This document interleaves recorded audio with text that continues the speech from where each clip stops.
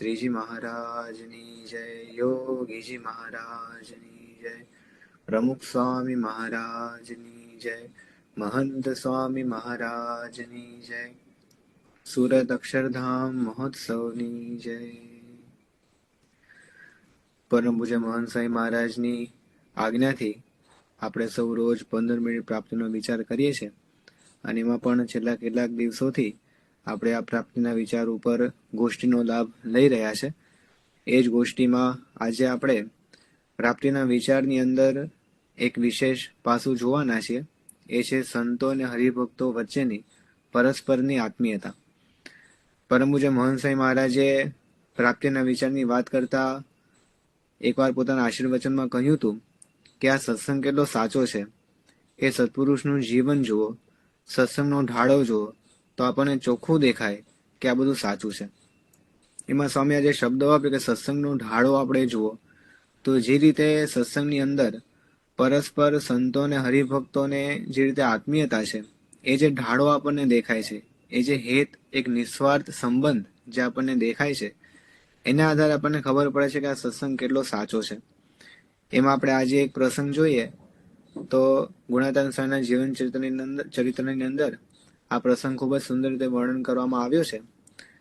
પ્રસંગ એ પ્રમાણે છે કે લગભગ સંવત 1918ની સાલ હતી અને એ વખતે ગુણાતીતાનંદ સ્વામી જુનાગઢમાં વિરાજમાન હતા અને એ સમયે વારંવાર આપણને ખબર છે કે શ્રીજી મહારાજની આજ્ઞાથી સંતો અને હરિભક્તો આખા સંપ્રદાયમાંથી જુનાગઢમાં સ્વામીનો સમાગમ કરવા માટે આવતા. એવી જ રીતે વડતાલથી 2 સંતો એ ગુણાતીતાનંદ સ્વામીનો સમાગમ કરવા માટે જુનાગઢ આવતા હતા. વડતાલથી તો ઘણા દિવસથી નીકળ્યા હતા અને વડતાલથી જુનાગઢ આવતા રસ્તામાં થાણા ગાલોલ નામનું ગામ આવે છે. તો આ સંતો થાણા ગાલોલ ગામમાં પહોંચ્યા. હવે આ વર્ષની પરિસ્થિતિ કેવી હતી? તે વર્ષે વરસાદ નહોતો થયો અને વરસાદ નહોતો થયો એટલા માટે ઇવન દિવાળીનો જે સમય હતો એ સમયમાં પણ ઘણા બધા ખેડૂતોનો પાક, ઊભો પાક સુકાઈ ગયો હતો. એટલે દિવાળી પછી પણ અનાજની ખૂબ જ તંગી બધાને અનુભવાતી હતી. ઘણા બધા હરિભક્તો સંતોએ ગુણાતીતાનંદ સ્વામીને વિનંતી કરી હતી કે સ્વામી આપ પ્રાર્થના કરો અને કંઈક ઐશ્વર્ય વાપરો કે વરસાદ વરસે તો બધાના દેશકાળ સારા થાય. પણ ત્યારે ગુણાતીતાનંદ સ્વામી હંમેશા કહેતા કે મારાની જેમ ઈચ્છા હોય એમ થશે. એટલે પછી બધાને લાગ્યું કે હવે સ્વામીની પણ બહુ ઈચ્છા નથી કે આ વર્ષે વરસાદ વરસે, એટલે પછી આપણે હવે વિનંતી ન કરવી. પરંતુ આ 2 સંતો જ્યારે થાણા ગાલોલ ગામમાં પહોંચ્યા અને ત્યાં આપણા એક હરિભક્ત જસા રાજગર, એમને ખબર પડી કે 2 સંતો વડતાલથી આવ્યા છે ને જુનાગઢ જઈ રહ્યા છે, તો સાહજિક પણ એમની ઈચ્છા હતી કે મારે સંતોને જમાડવા. કારણ કે થાણા ગાલોલથી આજે પણ આપણે જુનાગઢ જોઈએ તો લગભગ 8 થી 9 કલાક ચાલતા થાય. હવે આ સંતો આગળ જુનાગઢ જશે તો 8 થી 9 કલાક સુધી કંઈ જમવાનું વ્યવસ્થા કંઈ થઈ શકશે નહીં વચ્ચે કોઈ ગામની અંદર. એવું મનમાં રાખીને જસા રાજગરે સંતોને જમવા માટે રોક્યા પોતાના ગામમાં. સંતો એના ઘરે રોકાયા. સંતોએ પહેલા વિનંતી કરી કે અમારે જમવાની ઈચ્છા નથી, અમે જુનાગઢ હમણાં પહોંચી જઈશું, ત્યાં જઈને સ્વામીના દર્શન કરીને પછી જમશું. પણ આ હરિભક્તની ખૂબ જ ઈચ્છા હતી એટલે એને આગ્રહ કર્યો અને પછી સંતો એના ઘરે રોકાયા. અને એ વખતે આ હરિભક્તના ઘરની અંદર કોઈ સારી વ્યવસ્થા જમવાની થઈ શકે એવી નહોતી. એની પાસે આ જસા રાજગર પાસે ઘરમાં થોડી ઝાર હતી, પણ એ ઝાર પણ 2 વર્ષ જૂની હતી એટલે ખોરી થઈ ગઈ હતી અને સંતોને આવી ખોરી ઝાર આપણે જમાડી ન શકીએ. એટલે પછી આ જસા રાજગર એ પોતાના ગામની અંદર પાલી બાજરો એટલે કે અત્યારે આપણે ગણીએ તો 4 શેર બાજરો, એટલે 2 કિલો બાજરો જો મળી જાય તો આપણે બાજરો દળીને એના રોટલા કરીને સંતોને જમાડી શકીએ. આ ભાવના સાથે આ જસા રાજગર છે પોતાના ગામમાં ગયા. હવે એ વખતે 1 રૂપિયો લઈને એ ગામમાં ગયા હતા. ખરેખર એ વખતે આમ જોઈએ તો 1 પાલી બાજરાની કિંમત અંદાજિત 25 પૈસા થાય, એટલે કે 4 આના થાય. પરંતુ 1 રૂપિયો લઈને પણ જસા રાજગર આખા ગામમાં ફર્યા કે ભાઈ 4 ગણા ભાવમાં પણ જો કોઈ મને બાજરો આપે ને તે બાજરો દળી અને સંતોને મારે જમાડવો છે. પણ આખા ગામમાં ફર્યા પણ કોઈ જગ્યાએ કોઈના ઘરમાં 1 પાલી એટલે કે ખાલી 2 કિલો બાજરો પણ એમને મળ્યો નહીં. પછી ખૂબ જ ઉદાસ થઈને પોતાના ઘરે પાછા આવ્યા અને સંતો પાસે આવીને એમણે વાત કરી કે સ્વામી મને ક્યાંયથી બાજરો મળ્યો નથી, એટલે હવે હું શું કરું? આટલું કહેતા કહેતા એ તો એકદમ રડી પડ્યા. અને સંતો એમને આશ્વાસન આપ્યું કે તમે રડશો નહીં, એમ પણ અમારે જમવું નથી, અમે જુનાગઢ જઈને જમશું, એટલે આપ ચિંતા કરશો નહીં. એમ કહીને પછી સંતો એ ત્યાં થાણા ગાલોલથી નીકળીને જુનાગઢ જવા નીકળ્યા. જુનાગઢ પહોંચ્યા અને સંતોએ ગુણાતીતાનંદ સ્વામી ત્યાં સભા મંડપમાં હતા. તરત જ સ્વામીને દંડવત કર્યા અને દંડવત કરીને સૌથી પહેલી વાત સંતોએ ગુણાતીતાનંદ સ્વામીને કરી કે સ્વામી અત્યારે દેશકાળ ખૂબ જ ખરાબ છે. અને થાણા ગાલોલની એમણે વાત કરી કે સ્વામી જસા રાજગર અમારા માટે બાજરો દળવાની ઈચ્છા દર્શાવી, પરંતુ 1 રૂપિયો આપવા છતાં પણ બાજરો ક્યાંય મળ્યો નહીં અને અમારી આગળ રડી પડ્યા. એટલે અમારાથી પણ આ હરિભક્તનું દુઃખ સહન ના થયું. એટલે સ્વામી આપને વિનંતી કરે છે, આપ કંઈક કરો અને ગમે તેમ કરીને વરસાદ વરસાવો, નહીંતર હરિભક્તોના દેશકાળ ખૂબ જ ખરાબ છે, હરિભક્તો ભૂખે મરશે. આવી વાત જ્યારે ગુણાતીતાનંદ સ્વામી સાંભળી ત્યારે સ્વામી પણ એકદમ ગદગદિત થઈ ગયા અને સ્વામીને ખૂબ જ અંતરમાં એક આનંદ પણ થયો કે સંતોને હરિભક્તો વચ્ચે કેવી આત્મીયતા છે, કે હરિભક્તના દુઃખે સંતો દુઃખી થાય છે અને સંતોના દુઃખે હરિભક્તો દુઃખી થાય છે. પછી તો ગુણાતીતાનંદ સ્વામીએ બધા મોટેરા હરિભક્તો સંતોને ભેગા કર્યા અને મંદિર ઉપર જઈને 2 કલાક સુધી ઊભા માળા ફેરવી. અને પછી ગુણાતીતાનંદ સ્વામીએ કીધું કે હવે મહારાજને આપણે વિનંતી કરી છે કે આકાશમાં પણ પાણી છે અને જમીનમાં પણ પાણી છે, ગમે તો આકાશમાંથી પાણી વરસાવો અને ગમે તો જમીનમાંથી પાણી બહાર કાઢો, પણ હરિભક્તોના છોકરા જો ભૂખે મરશે તો અમારા ગાળા નીચે અન્નનો કોળિયો ઉતરશે નહીં. આવી ભાવના સ્વામીએ ત્યાં વ્યક્ત કરી. પણ આ પ્રસંગ આપણે જોઈએ તો કેવી એક વિશેષ આત્મીયતા છે કે હરિભક્તને ઈચ્છા થાય કે સંતોને મારે જમાડવા છે ને એ જો જમાડવાનો મેળ ન પડે તો હરિભક્ત એકદમ દુઃખી થઈ જાય. અને સંતોની પણ કેવી ભાવના કે જો હરિભક્તના ઘરે અન્નના આવા ફાંફા પડતા હોય તો આપણા ગાળા નીચે અન્નનો કોળિયો ક્યાંથી ઉતરે. તો આ જે પરસ્પરની ભાવના છે એ બહુ વિશિષ્ટ આપણને સંપ્રદાયમાં જોવા મળે. ખાલી ગુણાતીતાનંદના વખતમાં આવું હતું એવું નહીં, પણ મહારાજના વખતથી આપણે સાંભળીએ છીએ. મહારાજના વખતમાં પણ જ્યારે દાદા ખાચરને ઉપાધિ આવી હતી ત્યારે મુક્તાનંદ સ્વામીને વિચાર આવ્યો કે આપણે અહીંયા દાદા ખાચરના દરબારમાં રહીએ છીએ તો દાદા ખાચરને તકલીફ પડતી હશે, તો આપણે અહીંથી જતા રહીએ. અને જેવી આ વાત મુક્તાનંદ સ્વામીએ મહારાજને કરી તો જીવુબા ચોધારા આંસુએ રડી પડ્યા કે મહારાજ સંતો અમારા ઘરેથી જતા રહે તો એનાથી મોટું દુઃખ અમારા માટે શું હોય. તો પરસ્પર સંતોને હરિભક્તોને એકબીજાની ચિંતા રહે, એકબીજા પ્રત્યે આવી આત્મીયતા રહે. અને આપણે પણ જોયું છે કે અત્યારે પણ મહંતસિંહ મહારાજ પ્રગટ સત્પુરુષ છે, એમની હાજરીમાં પણ આ જ પ્રકારનો આત્મીયતાનો નાતો આપણને જોવા મળે છે. અમને યાદ આવે છે કે જ્યારે કોરોનાનો સમય હતો ત્યારે બધી જ જગ્યાએ ખૂબ જ કટોકટી હતી. હરિભક્તોને ત્યાં પણ ખૂબ જ કટોકટી હતી. તો પણ હરિભક્તોને વિચાર કેવો આવે કે અમે તો કદાચ શાકભાજી નહીં જમીએ, અમે કદાચ દૂધ દહીં નહીં જમીએ, અમારા છોકરાઓને પણ કદાચ શાકભાજી નહીં જમાડીએ તો ચાલશે, પણ મંદિરમાં સંતો રહે છે એમને શું થતું હશે, એમને કોણ શાકભાજી આપતું હશે, એ શું જમતા હશે. આવા વિચાર સાથે હરિભક્તો પોતાના ઘરમાં પોતાના દીકરાને પણ શાકભાજી ન જમાડે અને બધું શાકભાજી ઠાકોરજી માટે અને સંતો માટે મંદિરમાં આપી જાય. આ બાજુ હરિભક્તોની આવી ભાવના સંતો માટે. અને સંતોની ભાવના જોઈએ તો કોરોના વખતે ઓનલાઈન સભા થતી હતી અને એકવાર પરમ પૂજ્ય મહંતસિંહ મહારાજની ઉપસ્થિતિમાં ઓનલાઈન સભાની અંદર સંતોએ કોરોનાનો રિપોર્ટ આપવાનો હતો. એ વખતે અમે સભામાં હાજર હતા અને અમે જોયું હતું કે હરિભક્તોને જે દુઃખ પડે છે એની વાત કરતા કરતા સંતો રડી પડતા હતા. અમે જોયું હતું કે આમ આપણે ક્યારેય કલ્પના ના કરી શકીએ, એકદમ સ્ટ્રોંગ સંતો. પૂજ્ય અપૂર્વ મુનિ સ્વામીને અમે જોયા છે, પૂજ્ય ધર્મજ્ઞ સ્વામી અમદાવાદમાં રહે છે, એ તો ચોધારા આંસુએ રડ પડે, ધ્રુસકે ને ધ્રુસકે સ્વામી આગળ રડે. અને સ્વામીને આ બધા સંતો જુએ છે એની હાજરીમાં રડે અને સ્વામીને કરગડે, વિનંતી કરે કે સ્વામી તમે કંઈક કૃપા કરો, હરિભક્તોને દુઃખ થાય છે એ અમારાથી જોવાતું નથી, અમારાથી આ સહન થઈ શકતું નથી. તો આવી જે અતિશય આત્મીયતા જે કદાચ આજે આપણે કળિયુગની અંદર પોતાના સગા સંબંધી હોય ને એની અંદર પણ કદાચ આવી આત્મીયતા કોઈને જોવા ન મળે, પણ એવી આત્મીયતા આજે આપણને સંતોને હરિભક્તો વચ્ચે જોવા મળે છે. અને આ આત્મીયતાનું કારણ મહારાજે પણ ગરડા મધ્ય 60માં કીધું છે કે હરિભક્તના દુઃખે દુઃખી થવું અને સુખે સુખી થવું. આ આજ્ઞાનું પાલન જ્યારે આમ કરતા હોય ને એવું આપણને હંમેશા લાગે. મહારાજે કીધું છે કે સંતોએ હરિભક્તોની વાતચીત કરીને સેવા કરવી.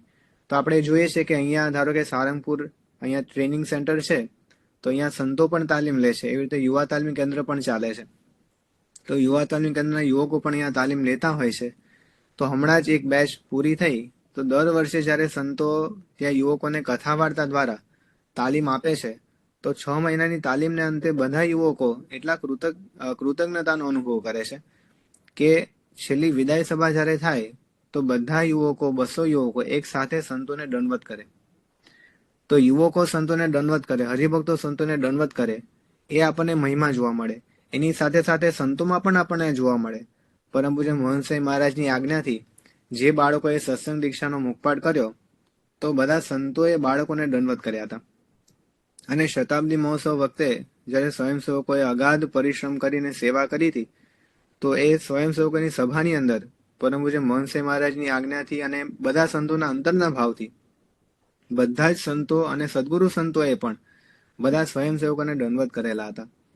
તો આ જે પરસ્પર અતિશય મહિમા છે અને પરસ્પરની જે નિસ્વાર્થ આત્મીયતા છે, એ આપણને દુનિયામાં કંઈ જોવા ન મળે.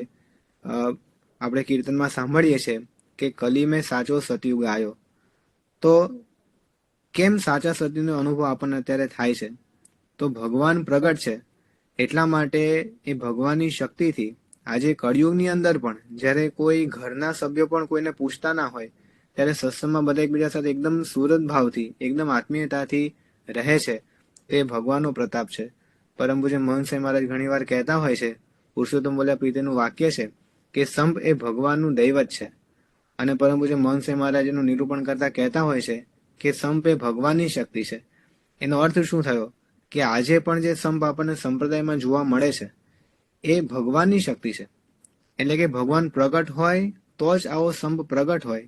એટલે કે મોહનસાઈ મહારાજમાં શ્રીજી મહારાજ પ્રગટ છે, એટલા માટે શ્રીજી મહારાજના વખતથી ગુરુ પરંપરામાં જે આપણે સંપ જોઈએ છે, એ સંપ આજે પણ આપણને સંપ્રદાયમાં જોવા મળે છે, અનુભવવા મળે છે. એના પરથી આપણને ખ્યાલ આવે કે મોહનસાઈ મહારાજ કેટલા સાચા છે. અને એવા મોહનસાઈ મહારાજ આપણને પોતાના સ્વરૂપની વાત કરતા કહે છે કે આપણને સાક્ષાત શ્રીજી મહારાજ મળ્યા છે. અક્ષર અને પુરુષોત્તમ બંને આપણને એક જ ગુરુની અંદર આજે પ્રગટ મળ્યા છે. તો આપણે ખૂબ જ ધન્ય ભાગ્ય આપણે કહેવાય કે આવા પ્રગટ સત્પુરુષને પામ્યા. એમની પ્રાપ્તિથી આપણે કૃતજ્ઞતાનો અનુભવ કરીએ જ છીએ, પૂર્ણકામપણાનો અનુભવ કરીએ જ છીએ. પણ સ્થૂળ દ્રષ્ટિએ જોઈએ તો આજે લોકોને ચિંતા હોય છે કે મારે જ્યારે કંઈક દુઃખ આવી પડશે તો મારે પડખે કોણ ઊભું રહેશે, મને કોણ મદદ કરશે, મને કોણ સહાય કરશે, મને કોણ સહાનુભૂતિ આપશે.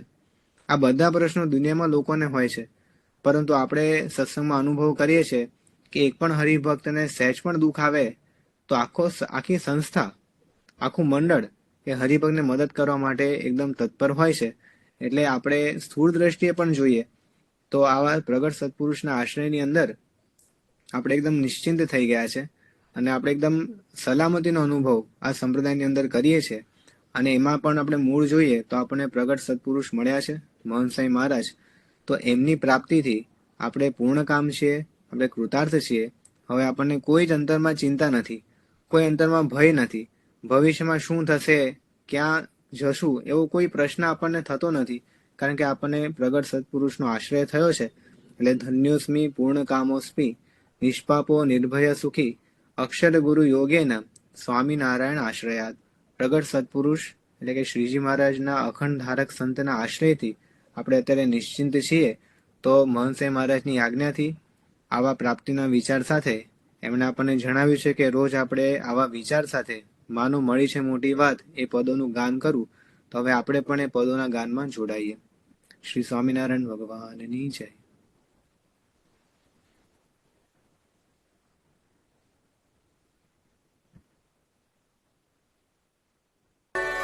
પલ પલ મળો છે પ્રેમ મુજને, ભાવને શું મૂલવો. પલ પલ મળો છે પ્રેમ મુજને, ભાવને શું મૂલવો. જે જે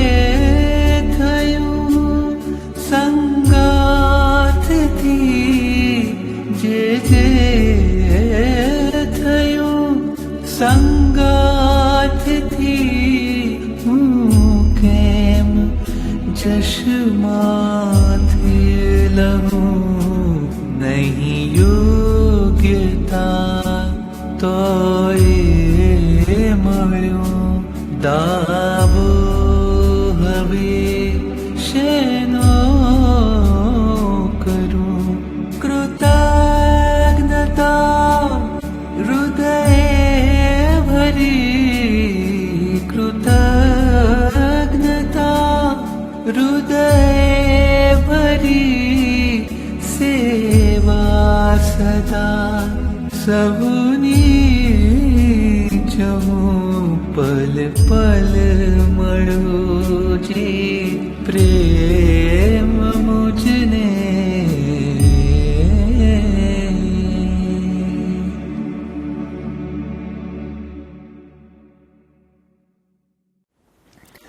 માનો મળી છે મોટી વાત હાથ આવી તેમાં હાર જોરે કરી જતન દિવસ રાત સૂતા બેઠા સંભાર જોરે સાચો મળ્યો છે સત્સંગ અંગે અચળ કરી રાખ જોરે રખે ચડે બીજાનો રંગ એવો ડાપણ દૂર નાખ જોરે લઈ બેઠા છો મોટો લાભ ભેટી પૂરણ બ્રહ્મને રે નહીં તો દુઃખનો ગત ડાપ માની લેજો એ મર્મન રે આજ પામ્યા છો આનંદ પામ્યા દારુણ દુઃખન રે એમ કહે નિષ્કુળાનંદ રખે મુક્તા એવા સુખન રે. સ્વામિનારાયણ ભગવાનની જય.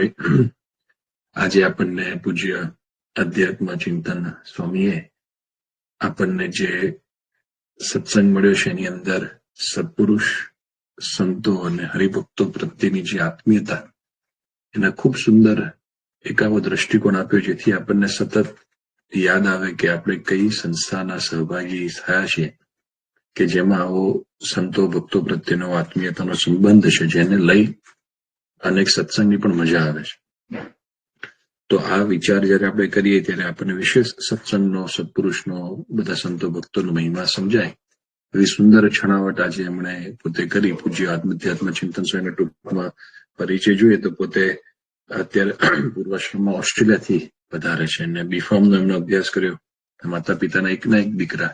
2012માં તેઓએ દીક્ષા પ્રમુખ સ્વામી મહારાજના વરદ હસ્તે ગ્રહણ કરી અને છેલ્લા પછી તો દીક્ષા લઈને અભ્યાસ સારામાં સારો કર્યો. એકદમ ભણવામાં પણ બહુ જ હોશિયાર, સંસ્કૃતનો પણ સારામાં સારો એમણે અભ્યાસ કર્યો, શાસ્ત્રનો પણ સારો અભ્યાસ કર્યો, જેથી કરીને બાપાએ તેઓને વિશેષ સંસ્કૃતનો અભ્યાસ કરવાની આજ્ઞા કરી અને હાલ હજુ પણ તેઓ સારંગપુરમાં જ રહી અને સંસ્કૃતનો ઊંડાણપૂર્વક PhD લેવલનો અભ્યાસ કરે છે અને સાથે સાથે અન્ય સેવાઓની અંદર પણ પૂજ્ય આત્મતૃપ્ત સ્વામી સાથે રહી અને કરતા હોય છે. જેમ આપણે અક્ષર બ્રહ્મ ગુણાતીત સત્ર જોઈએ છે છેલ્લા ઘણા વર્ષોથી, એ બધાનું જે બેકેન્ડની અંદર જે આયોજન કરવાનું એમાં પોતે એક આખી ટીમ છે, એના મુખ્ય સંત તરીકે પણ તેઓ સેવા આપે છે. ખૂબ જ સરળ સ્વભાવ, એકદમ કહેવાય ને કે બધા સાથે હળી મળીને રહેવાનું એમનું વહેલેથી એવું લક્ષણ અને એકદમ સત્પુરુષના પ્રસંગોનું પણ મનન ચિંતન બહુ વિશેષ કરતા હોય છે. તો તેઓએ ખૂબ સુંદર લાભ આપ્યો. હવે આવતા સમયની અંદર પણ તેઓ આપણને અવારનવાર લાભ આપતા રહેશે. અને બીજું તો આવતીકાલથી આપણે 3 દિવસ માટે એક વિશેષ આપણે હમણાં જે રિસેન્ટલી મહંત સ્વામી મહારાજના જન્મજયંતિની દિવસે એક બુક રિલીઝ થઈ, When the World Sleeps. જયારે બાપા ઉપર લખાઈ છે કે બધું દુનિયા આખું સુઈ ગયું હોય, જયારે મહંત સ્વામી મહારાજ એકાંતમાં હોય ત્યારે એમને કેવું જબરજસ્ત આ પ્રાપ્તિની વાતો, પછી સંતો ભક્તોના મહિમાની વાતો અને જે એમણે દાખલો કર્યો છે, પુરુષાર્થ કર્યો સત્સંગ પ્રસાર કરવા માટે, જયારે બધા જ આરામમાં હોય ત્યારે બાપા શું કરે છે. એ સુંદર બુક જે એમણે કમ્પાઇલેશન કર્યું છે પૂજ્ય સૌમ્યવદન સ્વામી, એ 3 દિવસ સુધી આપણને લાભ આપવાના છે. અને એ બુકની અંદર એસેન્ચ્યુઅલી ઇટ્સ ઓલ અબાઉટ પ્રાપ્તિની પ્રતીતિ. તો આપણે આવતીકાલથી તેવા લાભ આપવાના છે, તો એમનો પણ આપણે લાભ વિશેષ લઈશું. ગુણાતીતમ ગુરુમ પ્રાપ્ય બ્રહ્મરૂપમ નિજાત્મના વિભાવ્ય દાસ ભાવેન સ્વામિનારાયણમ ભજે. શ્રી સ્વામિનારાયણ ભગવાનની જય. જય સ્વામિનારાયણ. આવા જ વિશિષ્ટ પ્રસંગો સાંભળવા માટે કૃપા કરીને લાઈક કરો, તમારા વિચારો કમેન્ટમાં શેર કરો અને અમારી ચેનલને સબસ્ક્રાઇબ કરવાનું ભૂલશો નહીં.